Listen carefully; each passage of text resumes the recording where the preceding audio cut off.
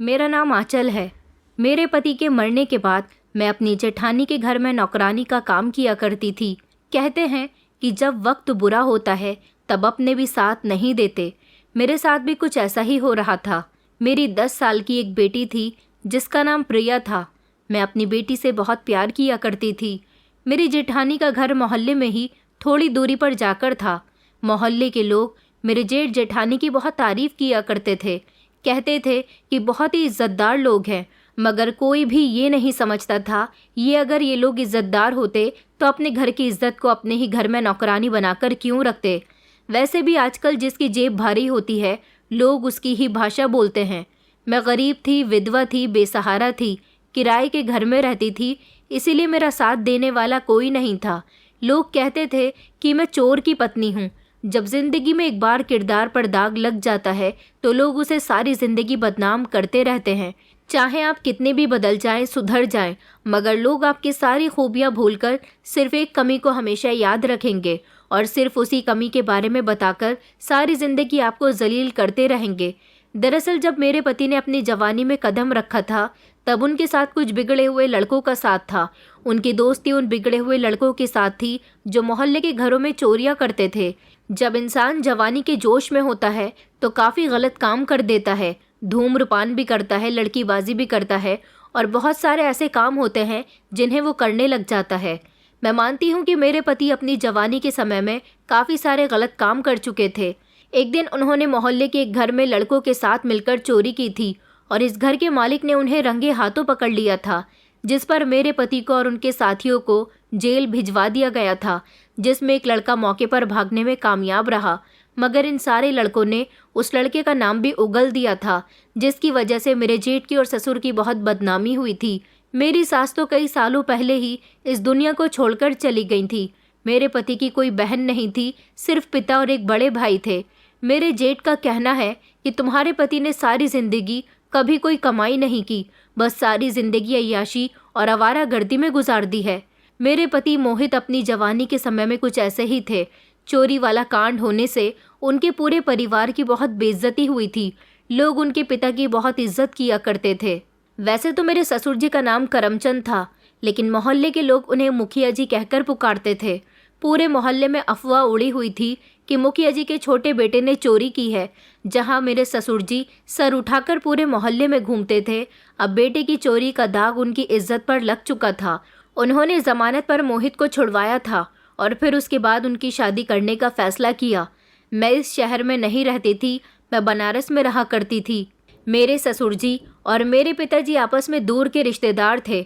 जब उनका रिश्ता मेरे घर आया तो मेरे घर वालों ने फौरन ही इस रिश्ते के लिए हाँ कर दी, मगर किसी को भी मेरे पति की करतूतों के बारे में नहीं पता था। मेरे ससुर जी और उनके भाई को लगा कि बेटे की शादी हो जाएगी तो ये आवारागर्दी करना छोड़ देगा, मगर मेरे पति को अकल तो तभी आ चुकी थी जब उनको जेल ले जाया गया था और उनकी इस हरकत से उनके पिता और भाई की बहुत बेइज्जती हुई थी। उनको तभी बहुत बड़ा झटका लगा था और उन्होंने तभी फैसला कर लिया था कि वो अब दोबारा ऐसी हरकत कभी नहीं करेंगे, कभी अपने पिता और भाई को शर्मिंदा नहीं होने देंगे। घर में कोई उनसे बात नहीं करता था, लेकिन उनकी शादी करने का फैसला कर लिया गया था। बड़े भाई की शादी पहले ही हो चुकी थी और जल्दी ही मोहित की शादी मेरे साथ कर दी गई। मैं इस घर में जब बहू बनकर आई तब मुझे मेरे पति की हरकतों के बारे में पता चला। उनकी इस हरकत ने उनका दिल तोड़कर रख दिया था। बेइज्जती का सदमा उनके दिल को बहुत गहरा पहुंचा था। उन्हें लगता था कि वो चोरी करेंगे और इस बारे में किसी को पता भी नहीं चलेगा, लेकिन जब उनकी और उनके परिवार की बेइज्जती हुई तब उनको इस बात का एहसास हुआ कि उन्होंने अपने दोस्तों की बातों में आकर बहुत गलत कदम उठाया था। उनको अपनी गलती का दिल से पछतावा था, इसीलिए उन्होंने सारे गलत काम छोड़ दिए और नौकरी ढूंढ ली और फिर नौकरी में बिजी हो गए। फिर शादी के कुछ समय के बाद ही मेरे ससुर जी की मौत हो गई, जिस पर मेरे पति को सबसे ज़्यादा अफसोस हुआ था, क्योंकि उनके पिता मर गए थे, लेकिन मरने से पहले उन्होंने एक बार भी अपने बेटे को याद नहीं किया था, अपने बेटे से बात नहीं की थी। उनके लिए सब कुछ उनका बड़ा बेटा ही था।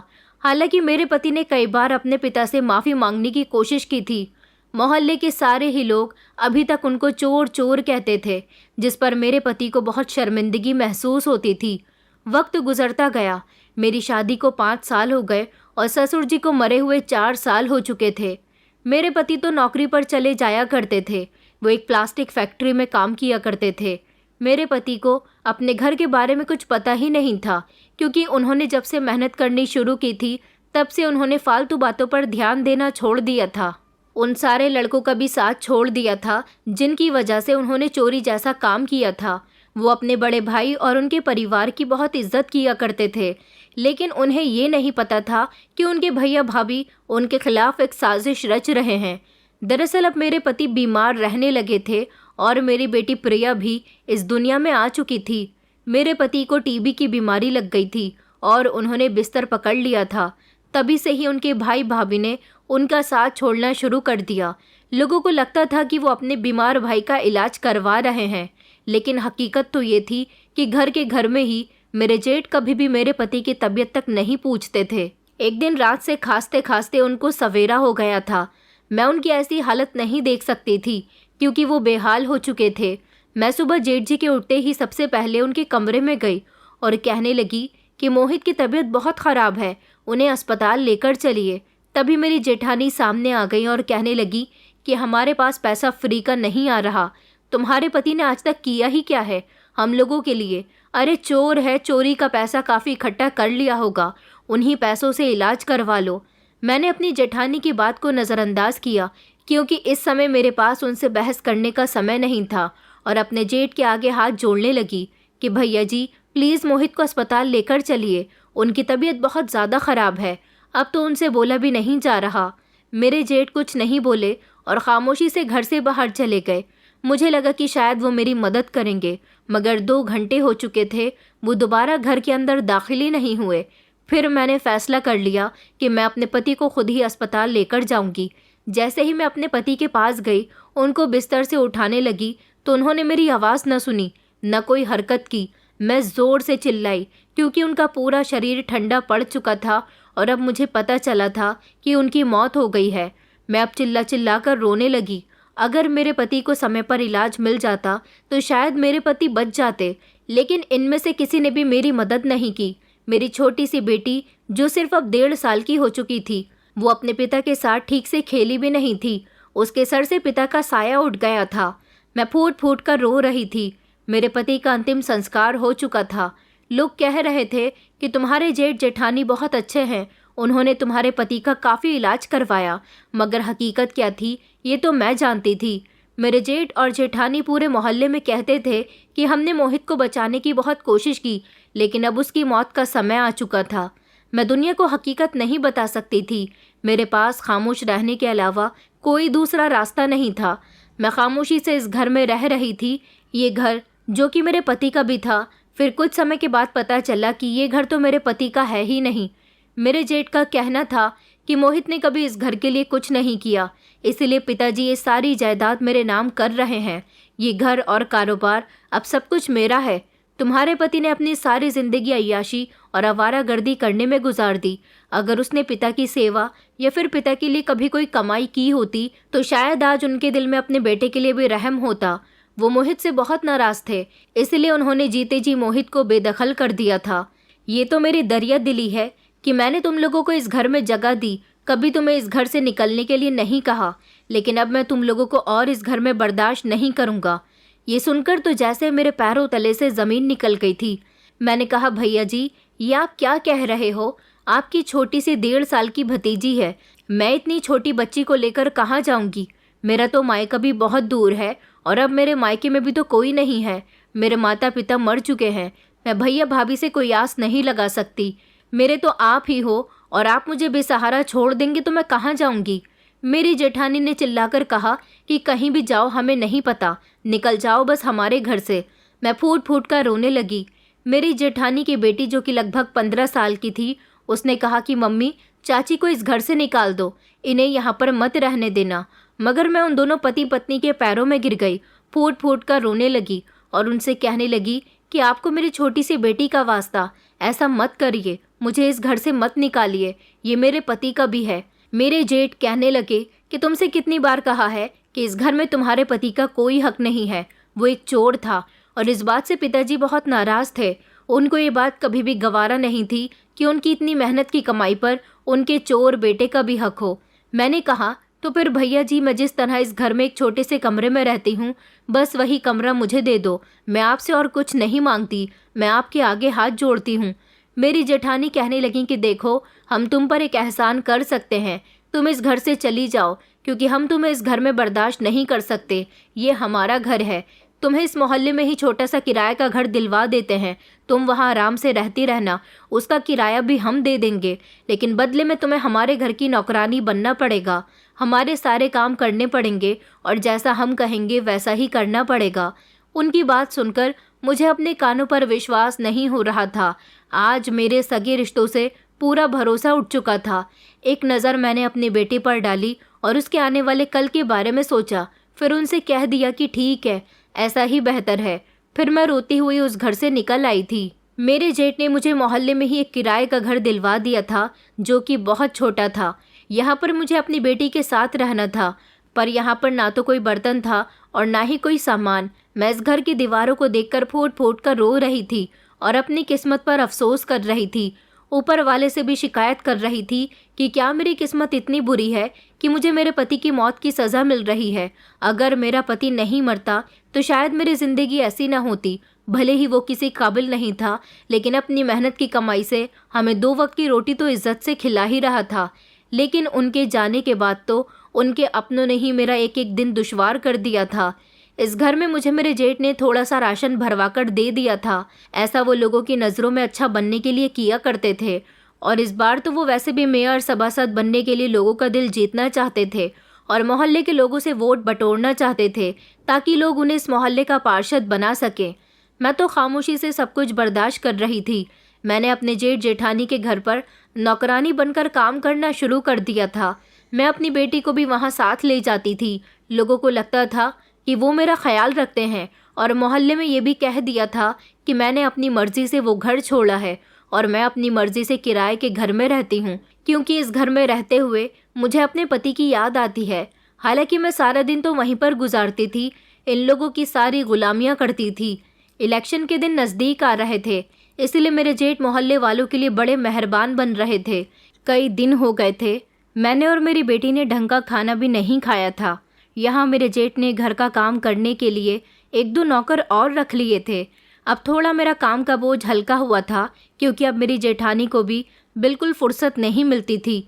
वो भी अपने सारे काम नौकरों से ही करवाया करती थी। उस दिन सवेरे उठकर जब मैं अपनी जेठानी के घर काम करने के लिए गई तो मैंने देखा कि मेरे जेठ गरीब लोगों में खाना और कपड़े बांट रहे हैं। मैं खामोशी से घर के अंदर चली गई और अपने काम में बिजी हो गई। जब मैं शाम के समय घर आने के लिए वहाँ से निकलने लगी तो मेरी जेठानी ने मुझे आवाज़ लगाई, कहने लगी कि यहाँ आओ आंचल। मैं उनके सामने जाकर खड़ी हो गई। मैंने कहा कि जी भाभी कहिए, तो उन्होंने मुझे एक खाने का डब्बा दिया और कहने लगी, ये खाना ले जाकर अपनी बेटी प्रिया को दे देना, उसे खिला देना, तुमने तो यहाँ खाना खा ही लिया है। मैंने कहा कि जी ठीक है। मैं वो खाना लेकर खुशी खुशी जब घर आई तो मैंने देखा कि मेरी बेटी भूख से बेहाल बैठी हुई थी, मेरा इंतज़ार कर रही थी। कहने लगी कि मम्मी बहुत तेज़ की भूख लगी है। मैंने कहा बेटा फ़िक्र मत कर, मैं तेरे लिए खाना लेकर आई हूँ, अभी तुझे खाना परोस देती हूँ। मैंने फ़ौरन ही खाना प्लेट में किया। वो बैगन की सब्ज़ी और चावल थे। मैंने खाना छूकर देखा तो वो मुझे बासी लग रहा था। मेरा तो पेट भरा हुआ था। आज हम नौकरों को जेठानी ने घर में ही खाना खिलाया था। मैंने सोचा कि गर्म करके प्रिया को दूंगी तो बासी खाना भी ताज़ी लगेगा, इसलिए मैंने उसे खूब अच्छे से गर्म किया और फिर प्रिया को दे दिया। प्रिया पेट भर के खाना खाकर सो गई थी और फिर मैं भी बिस्तर पर सोने के लिए लेट गई। थकान की वजह से मुझे नींद नहीं आ रही थी। तभी अचानक घर का दरवाज़ा बजने लगा। मैंने घड़ी पर नज़र दौड़ाई तो रात के 12-15 बज रहे थे। मैंने जैसे ही दरवाज़ा खोल कर देखा तो एक मर्द मेरे दरवाजे पर खड़ा हुआ था। रेशमी बाल, परफ्यूम की खुशबू और एक स्टैंडर्ड जीन्स शर्ट पहने हुए था। इसे मैं बहुत अच्छी तरह से जानती थी।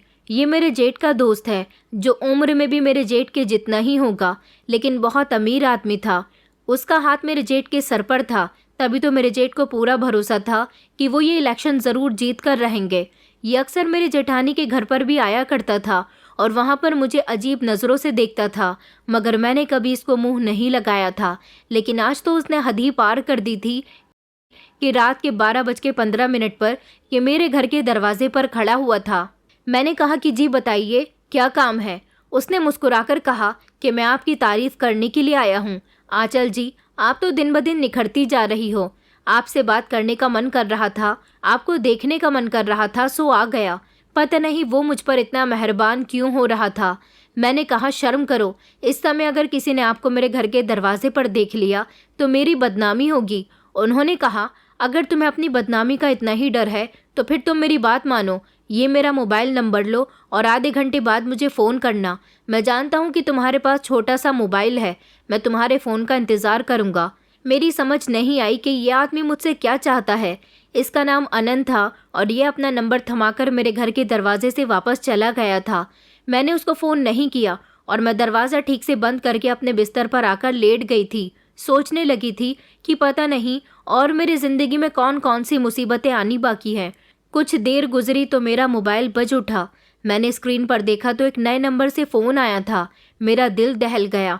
मैंने कॉल रिसीव नहीं की, लेकिन मोबाइल बार बार बज रहा था। फिर तंग आकर मैंने कॉल रिसीव कर ही ली। अगली आवाज़ सुनकर मेरे होश उड़ गए थे। ये तो अनंत ही बोल रहा था। उसने कहा कि मैं काफ़ी देर से तुम्हारे फ़ोन का इंतज़ार कर रहा हूँ, तुमने मुझे फ़ोन नहीं किया तो मजबूरन मुझे तुम्हें फ़ोन करना पड़ गया था। मैं हैरान रह गई। मैंने कहा कि तुम्हें मेरा फ़ोन नंबर कहाँ से मिला। उसने कहा कि गुस्सा मत करो, मेरी बात शांति से सुनो। देखो, मैं तुम्हारी मदद करना चाहता हूँ। मैंने कहा कि मुझे तुम्हारी मदद की कोई ज़रूरत नहीं है। तो वो कहने लगा कि बस तुम मुझे बहुत अच्छी लगती हो, मैं तुमसे अकेले में मिलना चाहता हूँ, बस तुम मेरी बात मान लो, एक रात मुझे खुश कर दो, उसके बाद मैं तुम्हें इतना पैसा दूंगा कि तुम्हें कभी भी अपने जेठ मंजीत के आगे हाथ फैलाने की ज़रूरत नहीं पड़ेगी। मैंने कहा तुम्हारी हिम्मत कैसे हुई मुझसे इस तरह की बात करने की, आइंदा मुझे फ़ोन मत करना। ये कहकर मैंने मोबाइल बंद कर दिया था और मैं रोने के लिए बैठ गई। मैंने एक नज़र अपनी बेटी के चेहरे की तरफ डाली जो मासूमियत से सो रही थी। तकदीर मुझे कहाँ लेकर आ गई थी। रोने के अलावा मेरे पास कोई दूसरा रास्ता नहीं था। अब लोग मेरी मजबूरी का भी फ़ायदा उठाने लगे थे। अगले दिन मैं सुबह सवेरे उठी और मैंने अपनी बेटी को नाश्ता दिया, लेकिन ये नाश्ता करने से इनकार कर रही थी। कहने लगी कि माँ, मेरी तबीयत ठीक नहीं है, मुझे कुछ भी अच्छा नहीं लग रहा। मैंने कहा बेटा, तुम्हारी तबीयत ठीक नहीं है तो चलो मैं तुम्हें डॉक्टर के यहाँ लेकर चलती हूँ। मगर उसने जाने से इनकार कर दिया और कहने लगी कि आपको काम पर जाने में देर हो रही है। मेरी बेटी ने कहा कि मैं ठीक हूँ, इसलिए मैं उसको घर छोड़कर काम करने के लिए आ गई थी। लेकिन रात को जब मैं घर वापस गई तो देखा कि मेरी बेटी वहीं के वहीं बिस्तर पर लेटी हुई थी। उसका चेहरा मुरझाया हुआ था। मेरा दिल धक से रह गया। मैं तेज़ी से आगे बढ़ी। मैंने उसकी तरफ हाथ बढ़ाया, उसका माथा छूकर देखा तो वो बुरी तरह से गर्म हो रहा था। उसकी आंखें आधी बंद और आधी खुली हुई थी, जैसे कि वो बेहोश हो। मैंने चिल्लाकर कहा कि उठो बेटा, आंखें खोलो, मैं आ गई हूँ। मगर वो एक बार भी पलटकर मेरी तरफ नहीं देख सकी। मैंने बिना कुछ सोचे समझे अपनी बेटी को उठाया और उसको अपने सीने से लगाकर बाहर निकल गई। घर से निकलते ही मुझे रिक्शा मिल गया था। उसमें बैठकर मैं प्रिया को लेकर अस्पताल चली गई थी। प्रिया को इमरजेंसी वार्ड में दाखिल किया गया। डॉक्टर ने उसका चेकअप किया, उसके कुछ टेस्ट किए गए। कुछ घंटों के बाद जब टेस्ट की रिपोर्ट सामने आई तो डॉक्टर ने मुझे बुलाया और बताया कि देखिए, आपकी बेटी को फूड पॉइजन हो गया है और पूरे शरीर में इन्फेक्शन फैल गया। आपने इसे ज़रूर सड़ा हुआ खाना खिलाया है, लगभग 7-8 दिन पुराना। खाना खाने की वजह से इसके शरीर में ऐसा इन्फेक्शन पैदा हो गया। डॉक्टर की बात सुनकर मेरे पैरों तले से ज़मीन निकल गई थी। मुझे याद आया कि खाना तो मैं अपनी जेठानी के घर से लेकर आई थी, वही खाना मैंने अपनी बेटी को दिया था। ये सब जानते ही मेरी टांगों की जान निकल गई थी।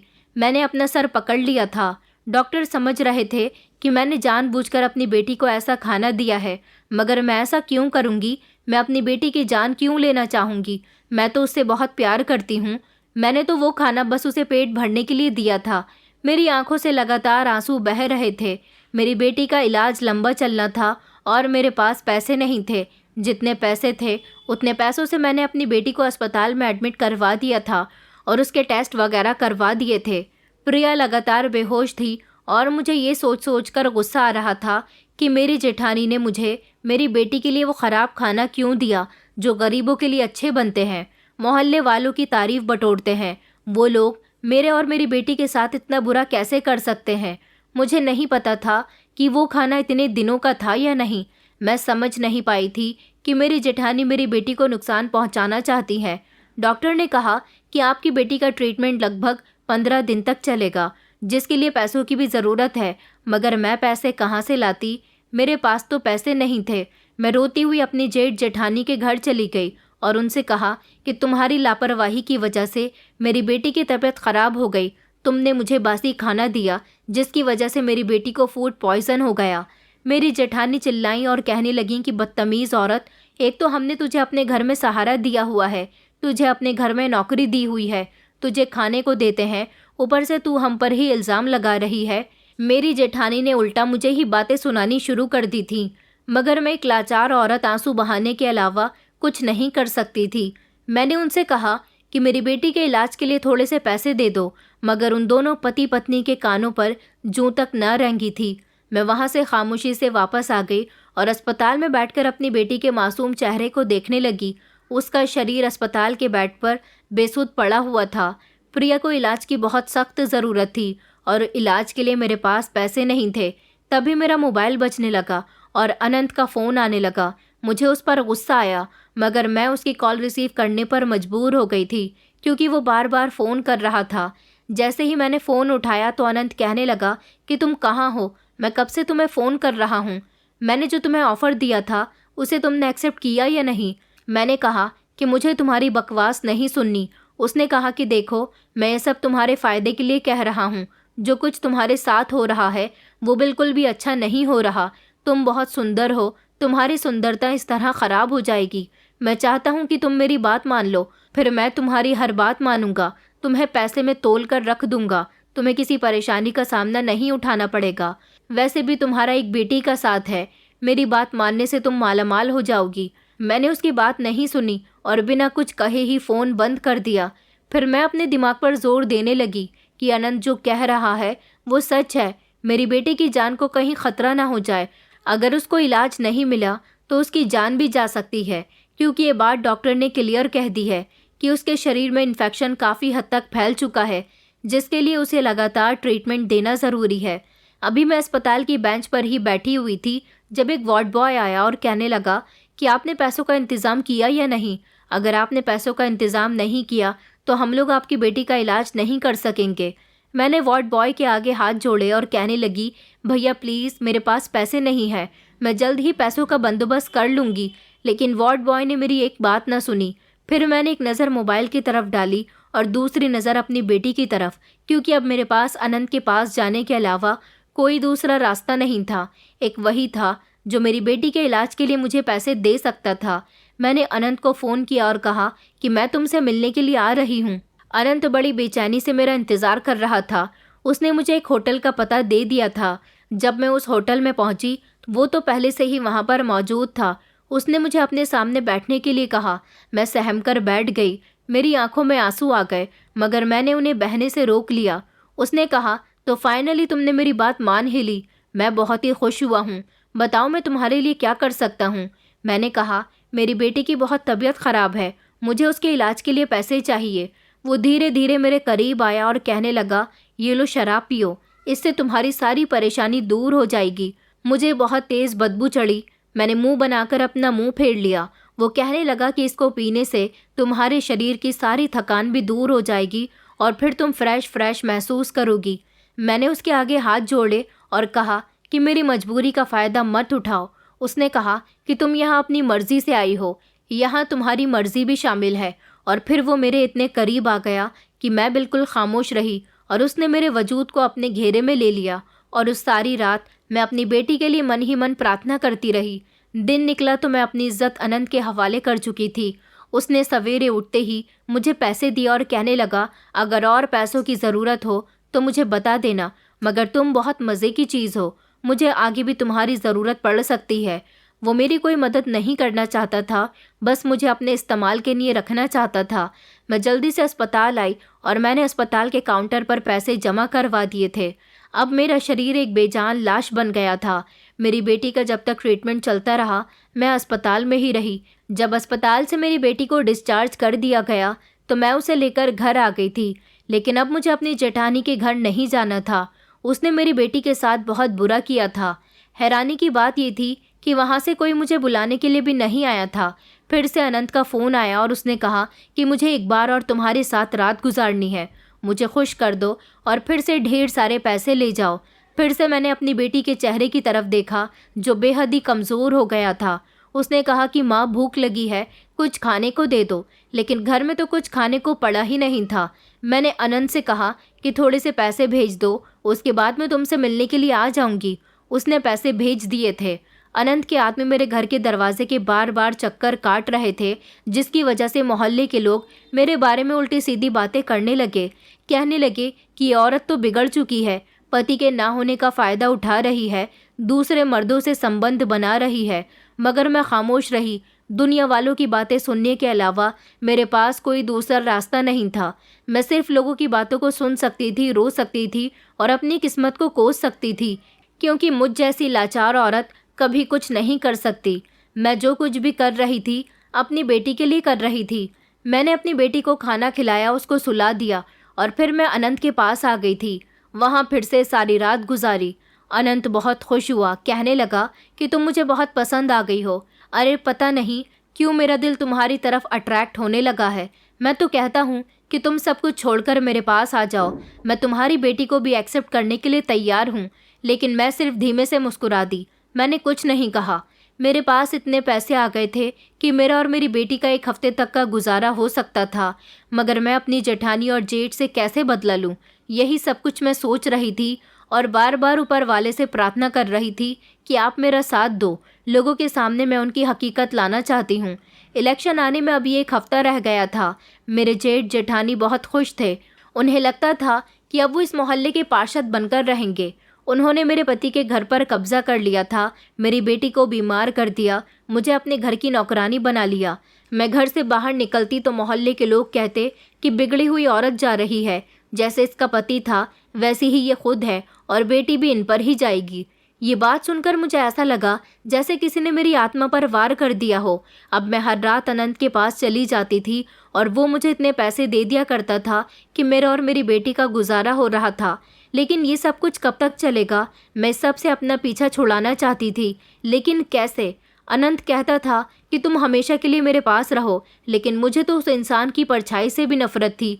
बस मैं उसके पास पैसों की खातिर जाया करती थी। मोहल्ले के लोग मेरी बुराई करते थे, मेरे जेठ जेठानी को अच्छा कहते थे, जबकि हकीकत तो कुछ और ही थी।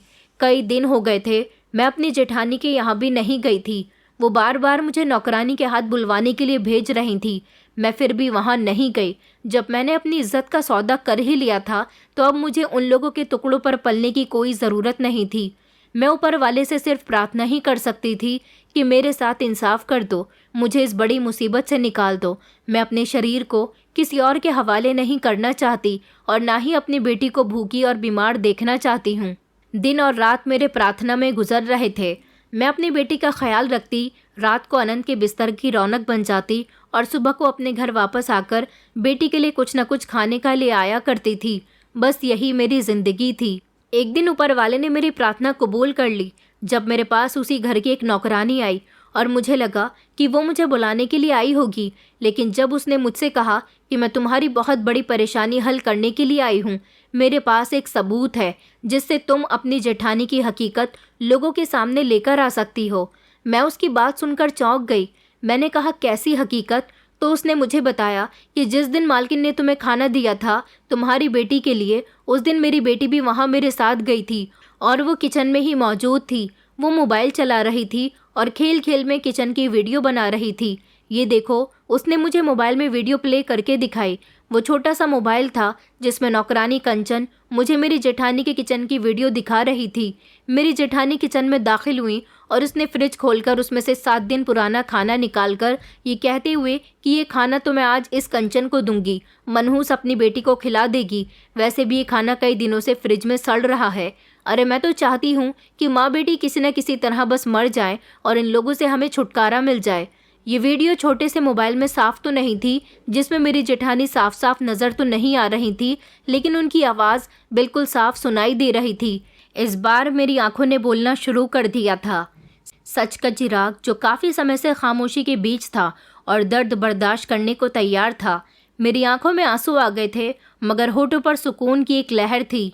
मुझे नौकरानी ने एडवाइस दी कि तुम ये वीडियो सोशल मीडिया पर अपलोड कर दो, जिससे पूरी दुनिया को पता चल जाएगा कि तुम्हारे जेठ जेठानी कैसे हैं, जो इस मोहल्ले के पार्षद बनना चाहते हैं। दरअसल वो अपने रिश्तेदारों के साथ ऐसा सलूक करते हैं तो पूरे मोहल्ले के वोट पाने के बाद मोहल्ले के लोगों के साथ क्या करेंगे। हमारे मोहल्ले का मेयर ऐसा नहीं होना चाहिए जो दूसरों का भरोसा तोड़ दे। मैं खामोशी से ये वीडियो तुम्हें दिखाने के लिए लेकर आई हूँ। मुझे नहीं पता था कि मेरे मोबाइल में ये वीडियो पड़ी हुई है। जब मैंने मोबाइल चेक किया तब मुझे ये वीडियो नज़र आई तो सोचा कि ये सबूत मुझे तुम्हें ज़रूर दिखाना चाहिए, मगर अब मुझे मोबाइल चाहिए था। मेरे पास अनंत के दिए हुए पैसे रखे हुए थे। मैंने फ़ौरन ही एक सस्ता सा स्मार्टफ़ोन ख़रीदा, उस पर अपना सोशल मीडिया अकाउंट बनाया और ये वीडियो सोशल मीडिया पर अपलोड कर दी। कैप्शन में लिखा, एक माँ की खामोशी ख़त्म हो चुकी है, ये सच है और ये वो औरत है जिसे आप अपने मोहल्ले का मददगार समझते हैं। ये वीडियो सोशल मीडिया पर वायरल हो गई। मोहल्ले के लोगों ने भी ये वीडियो देखा था और फिर ये वीडियो आग की तरह लोग एक दूसरे को शेयर करने लगे। समय गुजरते गुजरते मोहल्ले में हंगामा पैदा होने लगा था। जब मोहल्ले के लोगों को मेरे जेठानी की हरकत के बारे में पता चला तो लोग मेरे जेठ को भी बुरा भला कहने लगे और फिर न्यूज़ चैनल वाले भी न्यूज़ ब्रेक करने के लिए उनका इंटरव्यू लेने के लिए उनके घर जाने लगे। उनकी खूब बदनामी हुई। वो दोनों पति पत्नी इस बात से बहुत बच रहे थे, लेकिन उनके झूठ बोलने का अब कोई फ़ायदा नहीं था। सोशल मीडिया पर तो हंगामा मच गया था और मोहल्ले में भी। कुछ न्यूज़ रिपोर्टर तो मेरी जेठानी के घर पर उनके चेहरे पर कैमरा लेकर पहुंच गए थे और उनके चेहरे पर पहली बार हैरानी उभरी थी, जो सिर्फ उन लोगों के चेहरे पर आती है जिन्हें कभी जवाब देना नहीं आता। लोगों ने आवाज़ उठाई कि इन दोनों पति पत्नी को हिरासत में लेना चाहिए। पुलिस भी आई और मेरे जेठ जेठानी की खूब बदनामी हुई। मुझे सिर्फ उनको उनके किए की सज़ा देनी थी, उनसे कुछ नहीं चाहिए था, जो कि इस वीडियो के ज़रिए उनको मिल गई थी। मोहल्ले वालों ने खूब हंगामा काटा था और उनका कहना था कि इन दोनों को इलेक्शन में ना खड़ा किया जाए। उन दोनों के खिलाफ कानूनी कार्रवाई भी की गई थी। मेरा वीडियो सोशल मीडिया पर जाकर मेरे जुल्म की गवाही बनी थी। कानून भी हिलकर रह गया था। उनके खिलाफ मुकदमे दर्ज हुए। फिर उनकी बाकी हकीकत के बारे में भी पता चल गया कि उन्होंने वोट लेने के लिए मोहल्ले के कुछ लोगों को पहले ही पैसे खिला दिए थे।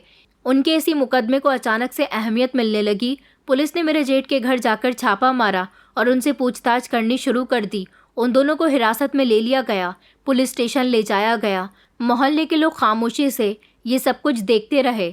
वही मुंह जो कल तक मेरी बुराई करने के लिए बहुत खुलते थे, अब इन दोनों के चेहरे पर थूक रहे थे। मेरे दिल में सुकून था। मैं बेबस और खामोश नहीं थी। अब मुझे किसी का भी जुल्म बर्दाश्त करने की कोई ज़रूरत नहीं थी। मैंने सोच लिया था कि मैं अपनी बेटी को लेकर यहाँ से बहुत दूर चली जाऊँगी और मैंने फिर ऐसा ही किया। मैं इस सब को इसी तरह ऐसे ही छोड़कर अपना सामान पैक करके अपनी बेटी को लेकर बहुत दूर आ गई थी।